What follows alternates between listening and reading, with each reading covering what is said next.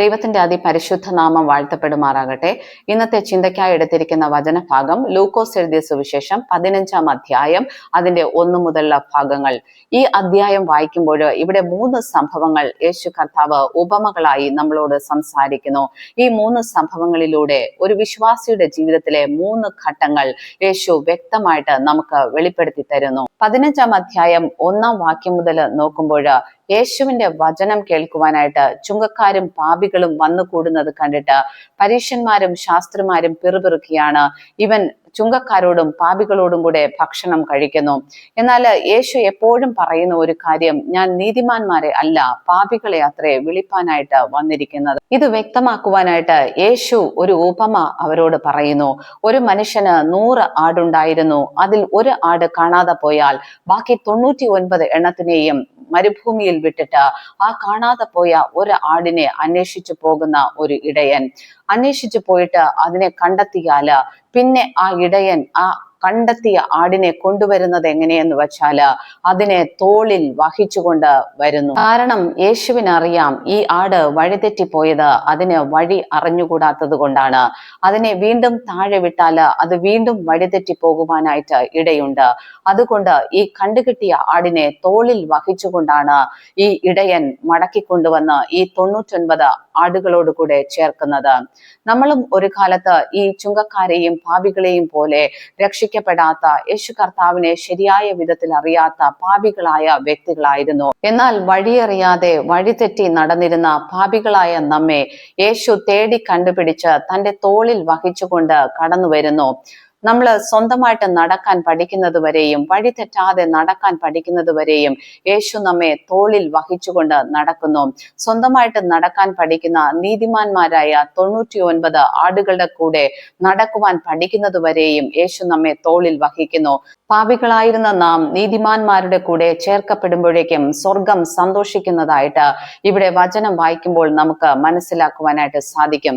ഇവിടെ യേശു കർത്താവ് പറയുകയാണ്, നീതിമാന്മാരായിരുന്ന 99 പേരെക്കാൾ അധികം സന്തോഷം കാണാതെ പോയ ഒരു ആടിനെ തിരഞ്ഞ് കണ്ടുപിടിച്ച് നീതിമാന്മാരുടെ ഗണത്തിലേക്ക് ഉയർത്തുമ്പോൾ സ്വർഗത്തിൽ ഉണ്ടാകുന്നു എന്ന് യേശു ഇവിടെ നമ്മെ പഠിപ്പിക്കുന്നു. ഒരു വിശ്വാസിയുടെ ജീവിതത്തിലെ 1-ാം ഘട്ടം എന്ന് പറയുന്നത് കാണാതെ പോയ ആടായ നമ്മൾ, പാപികളായിരുന്ന നമ്മളെ യേശു തേടി പിടിച്ച് കൊണ്ടുവന്ന് തോളിൽ വഹിച്ച് കൊണ്ടുവന്ന് നീതിമാന്മാരുടെ ഗണത്തിലേക്ക്, വീണ്ടെടുക്കപ്പെട്ടവരുടെ ഗണത്തിലേക്ക് ഉയർത്തുന്നതാണ്. 2-ാം ഘട്ടം വ്യക്തമാക്കുന്നതിന് യേശു മറ്റൊരു ഉപമ ഇവിടെ പറയുന്നു.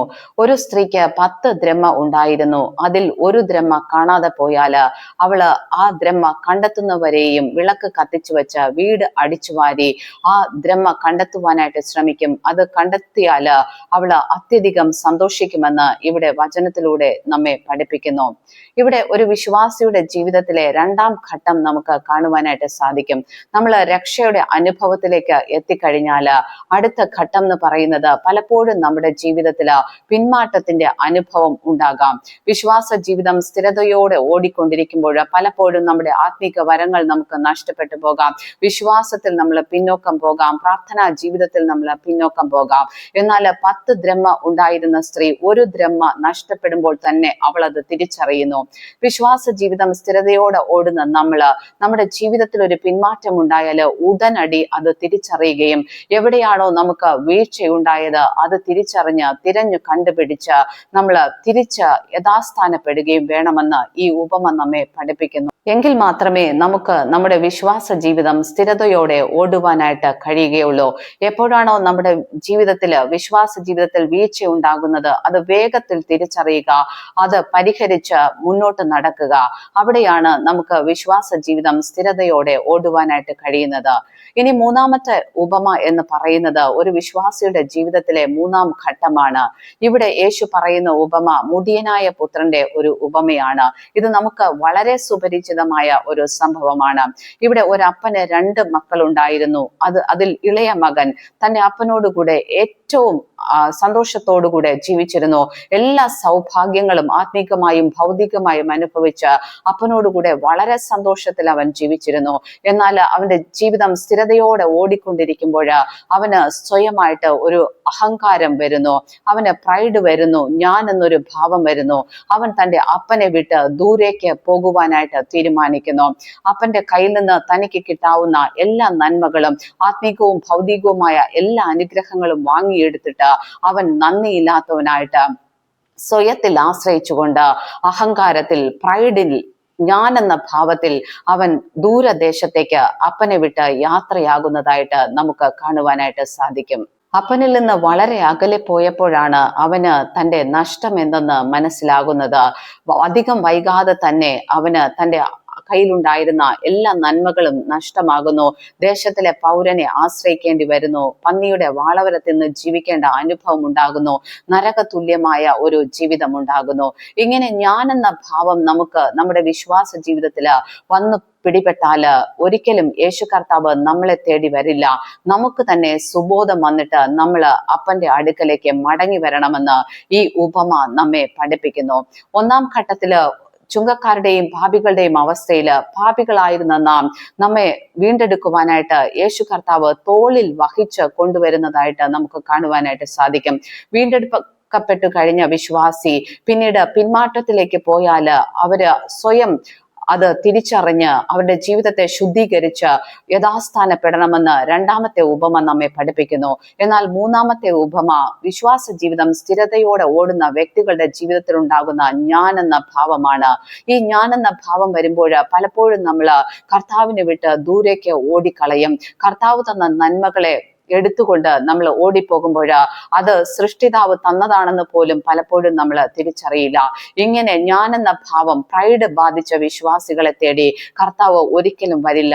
നമ്മൾ സുബോധം വന്നിട്ട് നമുക്ക് സ്വന്തമായിട്ട് ബോധം വരണം. സുബോധം വന്നിട്ട് അപ്പനെ കുറിച്ച് തിരിച്ചറിവുണ്ടായിട്ട് അപ്പൻ ചെയ്ത നന്മകളെ കുറിച്ച് ഓർത്ത് തിരിച്ചറിവ് വന്നിട്ട് നാം തന്നെ എവിടെ വെച്ചാണോ സ്വർഗസ്ഥ പിതാവിനെ ഉപേക്ഷിച്ചത് അവിടേക്ക് മടങ്ങി വരേണ്ടതാണ്.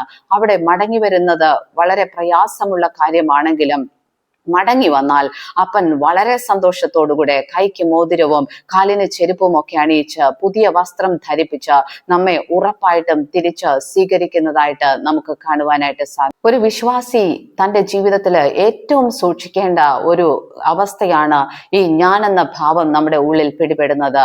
കുറെ ആത്മിക അനുഗ്രഹങ്ങളൊക്കെ നമുക്ക് ലഭിച്ചു കഴിയുമ്പോൾ, ദൈവശബ്ദം കേട്ട് കഴിയുമ്പോൾ, അല്ലെങ്കിൽ ദർശനങ്ങളും വെളിപ്പാടും ഒക്കെ ലഭിച്ചു കഴിയുമ്പോൾ, ശുശ്രൂഷയിലൊക്കെ ഒരു തലത്തിൽ ഉയരുമ്പോൾ നമ്മുടെ ജീവിതത്തിൽ അറിയാതെ വന്നുപെടുന്ന ഒരു ഭാവമാണ് ഞാൻ എന്ന ഭാവം, പ്രൈഡ്. ഇത് വന്നു കഴിഞ്ഞാൽ ഒരു പക്ഷെ നമുക്ക് ഒന്നും തിരിച്ചറിയുവാനായിട്ട് പെട്ടെന്ന് സാധിക്കത്തില്ല. അതുകൊണ്ട് വിശ്വാസ ജീവിതത്തിലെ ഈ മൂന്നാം ഘട്ടം നാം ഏറ്റവും ശ്രദ്ധയോടുകൂടെ ആയിരിക്കണം. സ്ഥിരതയോടെ വിശ്വാസ ജീവിതം ഓടുന്ന ഓരോ വ്യക്തികളും യഥാസമയം തങ്ങൾ പിന്മാറ്റത്തിലേക്ക് പോയാൽ അത് തിരിച്ചറിഞ്ഞ് കുറവുകൾ പരിഹരിച്ച് യഥാസ്ഥാനപ്പെട്ടില്ലെങ്കിൽ വൈകാതെ പ്രൈഡ് എന്ന ഒരു അവസ്ഥയിലേക്ക്, ഞാൻ എന്ന ഭാവത്തിലേക്ക് കടന്നു പോകുകയും നമ്മൾ അപ്പനിൽ നിന്ന് വളരെ അകലെയായി പോകുകയും ചെയ്യും. പിന്നീട് ഒരു നരകതുല്യമായ ഒരു അവസ്ഥയിലൂടെ കടന്നു പോയെങ്കിൽ മാത്രമേ സുബോധം വന്ന് നമുക്ക് അപ്പന്റെ അടുക്കലേക്ക് മടങ്ങി വരുവാനായിട്ട് സാധിക്കത്തുള്ളൂ. അതുകൊണ്ട് നമുക്ക് നമ്മുടെ വിശ്വാസ ജീവിതത്തിലെ 3 ഘട്ടങ്ങളും, ഒന്നാം ഘട്ടത്തില് യേശു കർത്താവ് നമ്മെ തോളിൽ വഹിക്കുന്നെങ്കിൽ, രണ്ടാം ഘട്ടത്തില് നമുക്ക് പിന്മാറ്റം ഉണ്ടാകുമ്പോൾ നാം തന്നെ നമ്മുടെ ഉള്ളത്തെ അടിച്ചുവാരി ശുദ്ധീകരിച്ച് എവിടെയാണോ പിന്മാറ്റം ഉണ്ടായത് അത് കണ്ടുപിടിച്ച് യഥാസ്ഥാനപ്പെടണം.